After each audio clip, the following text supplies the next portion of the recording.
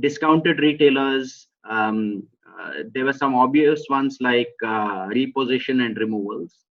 Vices again was one category which surprisingly came up, which is people tend to consume more alcohol and tobacco during recessions. There was a bump in some luxury retail, but that was selective and more towards the affluent class of people.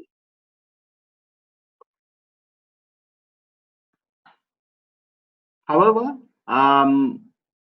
we can't apply the same lens to India because, as you all know, India is quite has a very strong diversity in geography and income.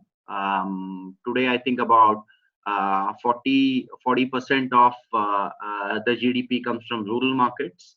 If you look at the distribution of household, you have the super rich who are about 1.5% of the population, whom could call globals. Bulk of the consumption story in India has been coming over the past few years from the other two groups, which is the aspirers and the consumers, which people call the middle class, the large middle class of India.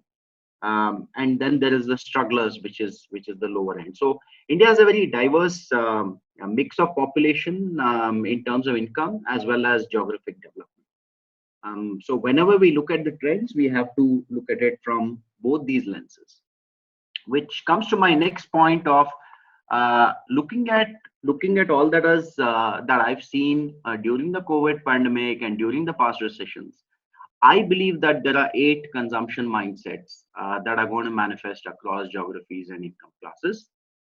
The impact of these, some of them will be more longer term, some of them will be more short or medium term. Impact of some of these trends across, say, rural and urban India will differ. Across income classes will also differ. First trend that I'm talking about is, I think this is something which has already started panning out, which is digital contactless consumption. So for the longest time, FMCG used to have a 1% contribution to e-commerce, less than 1%. The adoption of online grocery, I think that's happened in the past 2 months, is unprecedented. I see that number actually going up. Ordering in versus dine in. I think companies which, or at least restaurants and banners which used to do both dine in and delivery have seen a huge shift in order delivery, online content again. So I think digital and contactless consumption has seen a spike, and I think it is going to continue. The second trend I already talked about, which is thrift mindset.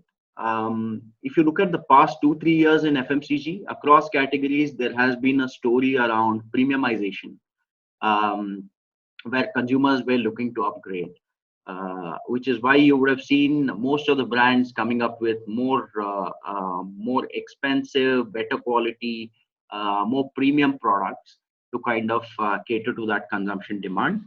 That trend, I believe, is expected to reverse. So people during this COVID pandemic, I think brand loyalty has taken a hit. People have switched brands based on what is available immediately. So there would be a significant downgrade across brands depending on what category they're playing. Third trend, India has always been a curative health market. We never go to a doctor unless there is a problem. But I think that is set to change in terms of the products we consume. So preventive health and wellness as a theme is going to gain traction. In India, if you look at food and beverages, there have been certain health themes on fortification that have played out. Glucose for the longest time, followed by fortification with iron. Most of our products had iron. Now, I think the past 1 year, there has been this trend on protein, right? High protein products, etc., etc. I think the broader theme that's going to play out is immunity. And it is going to vary across consumer segments on how they define and what products they consume. The lower you go to in terms of town classes, people will be looking at an immunity theme, but probably looking at more home remedies or home solutions. Fourth trend, personal and home and hygiene. I think this is a broad-based trend. You would have seen that hand washes and sanitizers have spiked 300-400% growth in the past few months. Right? Soap is one of the most one of the most deeply penetrated categories in India and the mature category in India, as close to 99% penetration. And both the government and brand managers across India have been trying to increase usage. Government in terms of hand hygiene and brand managers in terms of how do I increase usage of soap. Now what's happened is that category is gone up because usage has increased in terms of the number of times people wash their hands. There will be traction on categories like home cleaning solutions, even air purifiers. The fifth trend is something which I like to call personal space. Smaller trend, more towards the metros and upper SECs. But I think what this pandemic has done is it's probably the largest it's probably the largest psychological, situation that consumers have been put through, which is being locked up in their space for a long period of time, which would lead for them to adapt and reevaluate their personal space. So there could be a spike in terms of how people look at how can I create a home office at home, even little equipment that can help me work out at home, entertainment and other minor home improvements. Family rituals, the sixth trend. People have developed new habits and new rituals, cooking at home, doing it yourself, gardening, new hobbies, etc., etc. People will try to hold on to these as things go back to normal, but this is a much more shorter term trend, which will I think dilute over a period of time. Trend number 7, I've already talked about need versus want lens. Products like homes electronics, vehicle purchase will be postponed. Cash will be conserved.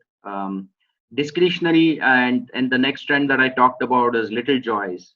When you translate that to India, I think there are categories like confectionery, packaged snacks, beverages, and fast food, which will have relatively lesser impact as compared to some of the other.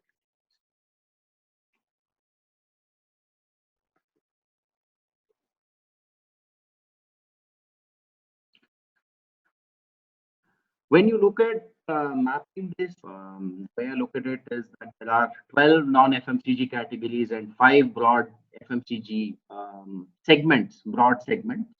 I have tried to give a flavor of what I believe will have a more positive impact on growth, a more neutral or a negative impact on growth. So if you look at things like apparel, footwear, consumer appliances, and electronics, could potentially have a negative impact. When I say a negative impact, it is slower growth than what's been happening in the past. Categories like body care and hand care, you might look at taking a hit. They are anyway smaller categories. Some of the beauty and personal care categories would be looked at as discretionary by consumers, and they might pull back on spends in those. Would see a positive traction in terms of the product and health. If you space, just try to give you a bit of flavor of that. If you look at dairy, value-added dairy was what was driving growth. Expect that to slow down a bit more. Confectionery is something which will continue a positive. This one, ready meals, again, a small category but fast moving, will continue to see a positive traction. If you look at categories like juices, would be considered discretionary by a lot of households. Some would consider it a luxury. So I see that taking a hit.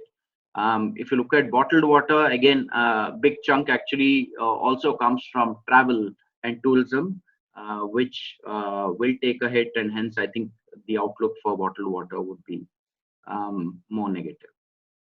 Right? So categories leaning towards health and wellness, essentials, and some impulse products expected to be less impacted. Right? So this was just to give you a flavor of how I see consumption panning out based on the 8 mega trends and how they would translate into some of the specific categories. Going to the second section, which is about, so how do we approach navigating uncertainty that's happening today? And when I speak to some of my clients and the people around, I think companies are essentially looking at acting across three broad horizons. Most of us, when the pandemic started, were in the respond mode, which is address the immediate and near-term challenges, which is probably ways of work in terms of how do we get our employees, business partners, how do we reach out to our consumers, business operations in terms of supplies, deliveries, etc., etc. Certain survival issues in terms of credit, liquidity. Are there any specific risks that are involved? New rules and guidelines, new norms. We're trying to figure out all this in the first phase. I believe that companies will also now have to quickly move on to phase 2 and phase 3. And phase 2 is around planning on returning your growth, right? How do we look at a growth plan based on the new normal that's panning out, right? What do we do to bring back the business? Short-term consumption shifts that we are seeing, how do we counter that, or is there anything else that we can do? Are there opportunities when we look at certain channels, for example, over-indexing on online versus offline, or reaching offline in a more effective way? If you look at a lot of Kirana stores, they are quickly digitizing. And there are a lot of companies who are actually, recruiting Kirana stores to quickly digitize them. Because in the past, companies have tried to do that and they have faced some amount of resistance. And I think this incident has also pushed Kiranas to kind of adopt technology much quicker. So there could be some opportunities around the way we look at the channel mix, the customer mix, even the products that we have. If we have a portfolio of products that are considered discretionary, they would probably take a hit. What do we do in that case, right? And then there is a third horizon, which is a much larger, more strategic bent of mind, saying, how do we rethink our entire business? And I see a lot of companies doing that, and I have some examples going forward I'll take you through, right? Which is in the longer term behavior shifts that are going to happen with consumers. Things are not going to be the same, right? So what needs to change for some of the businesses? Will our value proposition today, is it relevant, or does it need to be rethought for our product, right? Are there needs which have become more important for consumers? For example, availability of fruits and veggies could have been a need, or reliable delivery could have been a need. But I think today, hygiene factors, untouched by human hands, contactless delivery could be becoming more important. So it's important for each of us to think, saying, what is the new normal going to look like? Competitive landscape. A lot of companies are looking at, what businesses can I partner with? How do I leverage, some other companies that I can look at? Are there companies that are going to shut? Which means, does my competitive landscape change, right? Things for us to think about. And finally, regulatory. Some sectors, they could be positive traction. Some sectors might have a negative traction. So it's important to think about, how will my regulatory landscape change? I think I'm going to spend a little more time on return and rethink. I think respond is something that all of you would be anyways doing. I think it's been almost 4 weeks now. So my focus, in the next few minutes would be more in terms of how should we think about return to unlock growth, and how do we look at rethink to actually win in the longer term, right? When you think about your business, I like to look at it. I like to actually put out the multiple axes on which a business um, is built, and say, how do I actually look at the return and rethink horizon. So, for example, if you look at return, does my the consumer strategy change, right? Which is, if I'm not able to get new consumers, can I sell other products to existing consumers? Do I have an opportunity to recruit in the new world, or should I look at switching, right? If you look at my partners, do I need to recruit?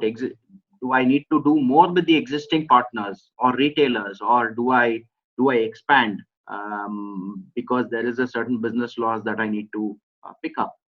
Channels I already talked about, saying, are they other channels that I can leverage? Products and services. Do I put out new products where consumers are demanding certain new value propositions? If I'm a drink, do I start making a healthier drink? If I'm another product which is not leaning towards health, should I think about business models? A lot of companies are actually looking at what are the adjacencies that I can go to. I have an existing business model, is not getting me traction. Then with the existing business capability that I have, what are the adjacent businesses that I can get into? And finally, I already talked about external environment in terms of regulatory and competition. So it's good for you to rethink about how do we play and what changes across each of the axes of my business. Now, I'll do a quick deep dive into return itself, right? This is how some of the companies are thinking of ways to bring back their business. Walmart, a lot of their other businesses are going down, apart from grocery, right? Which is why they identified this other space, which I talked about, which is, how do you evaluate my space? Consumers are thinking about creating workspaces at home, time with family, items for clothing, to stay at home, do-it-yourself cooking. So they actually kind of already started leaning towards some of these other categories and actively reaching out to their consumers. Zomato, all of you know about it, started grocery delivery. Right? Domino's, McDonald's, most of the QSRs across the world quickly moved to a contactless delivery. That is their value proposition. It's not 30 minutes or free. It is contactless delivery. We will deliver the product safely to you. And certain unconventional categories which were high touch, for example, real estate. There's a company in China which actually did a virtual walkthrough and created a one-day open house with a listing of all their properties. And they actually saw a 40% spike in sales.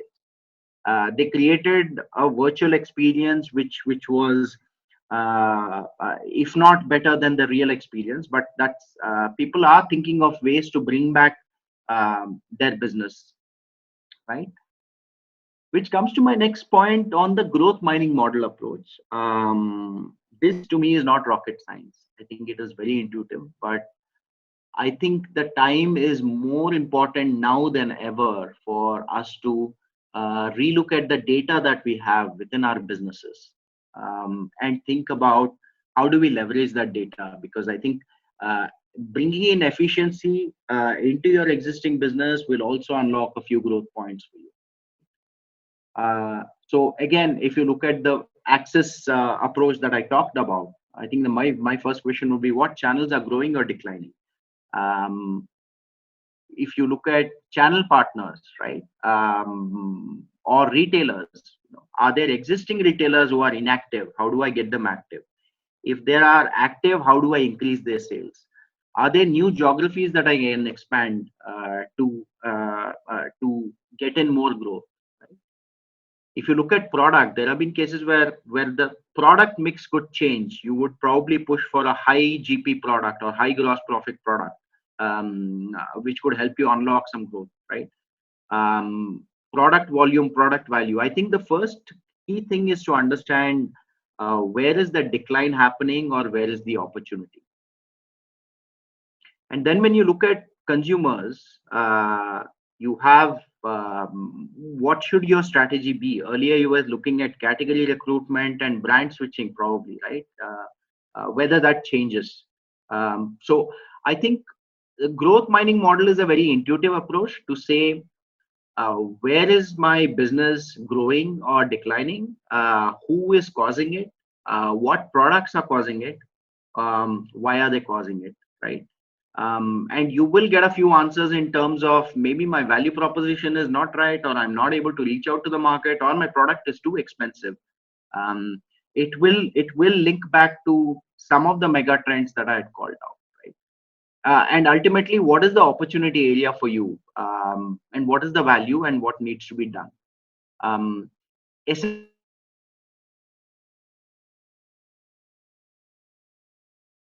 Clear view on how do I bring back growth from where.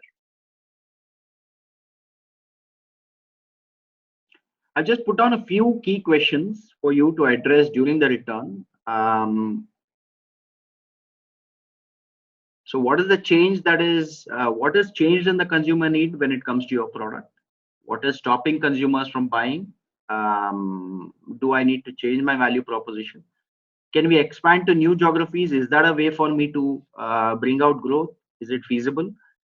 Can I change the mix so that I improve my profitability? If you're in a very competitive category, do we anticipate a price war where people start dropping prices? How do you prepare for one?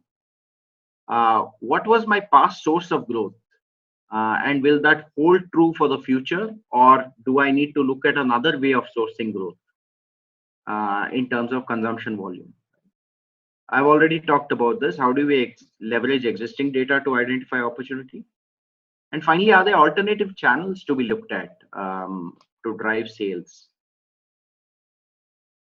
I'll give you an example of consumption behavior. There was one of my clients actually came to me. It's an insurance client, came to me, and they do vehicle insurance. And they said, look, we know that new vehicle purchases are going to go down. It's bad news for auto sector. What am I going to do with growing my motor insurance, right? So this is a good way for most of us to think about it, saying when you look at consumption behavior, what is the next best alternative that a consumer is going to do? He might not buy, or he might buy something else, or he might source that need somewhere else. So when you dissect it, for a new vehicle purchase is getting deferred, potentially what could that consumer do? Might go in for a second-hand vehicle, could potentially downgrade in terms of, I was planning to buy a car, I'll go with a two-wheeler.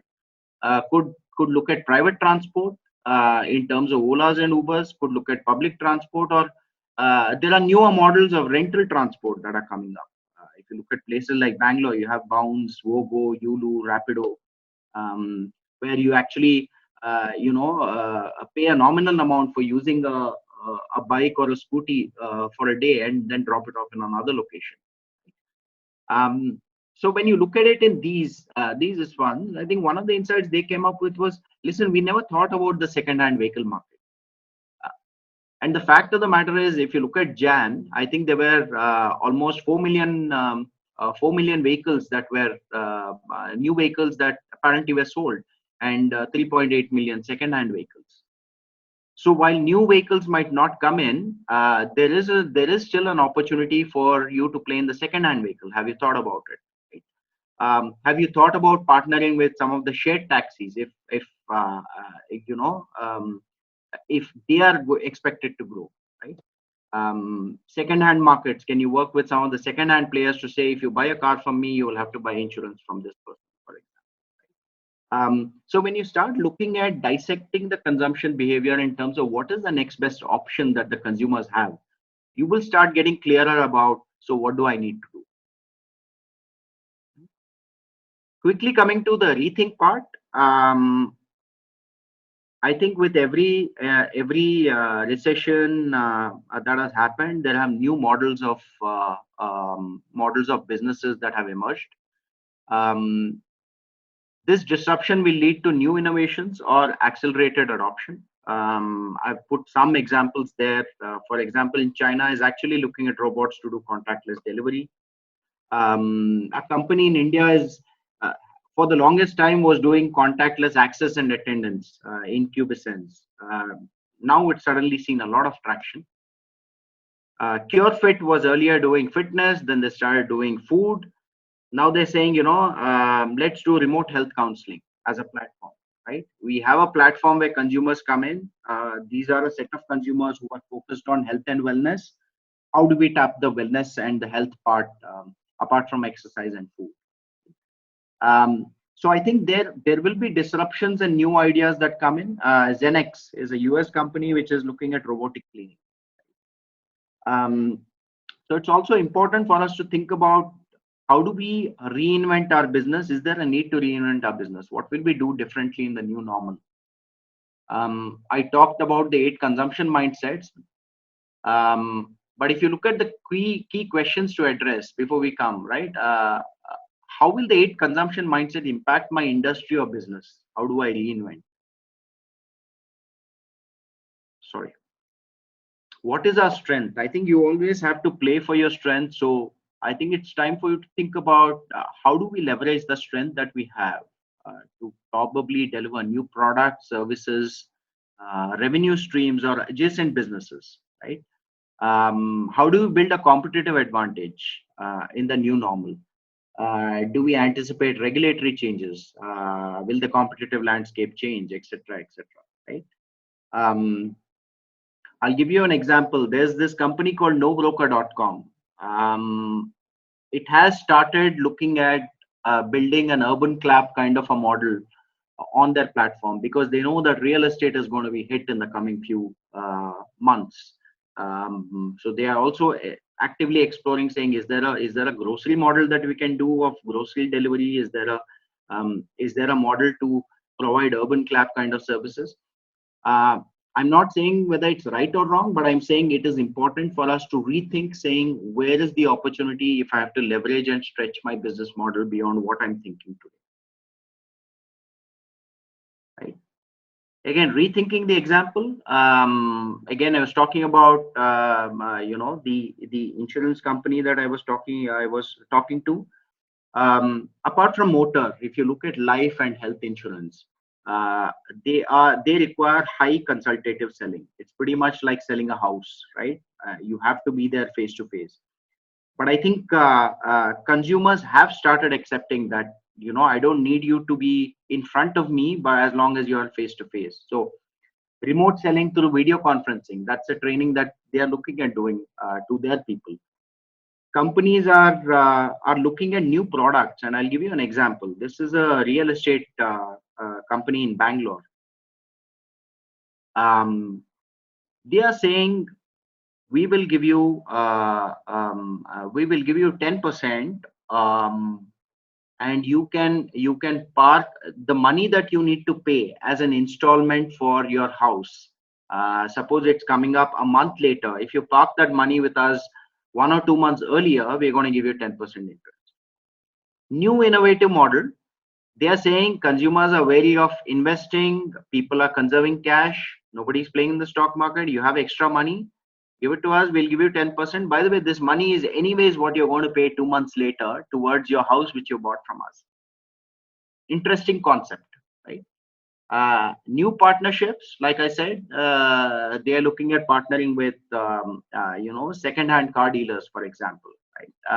So I think a lot of new partnerships are emerging. For some of the startups, it might be worthwhile to actually think about, can I partner with another company where we merge forces? If cash is difficult, can we merge our distribution together, right? And leverage it. There are multiple models that you can think about which you haven't thought in the past.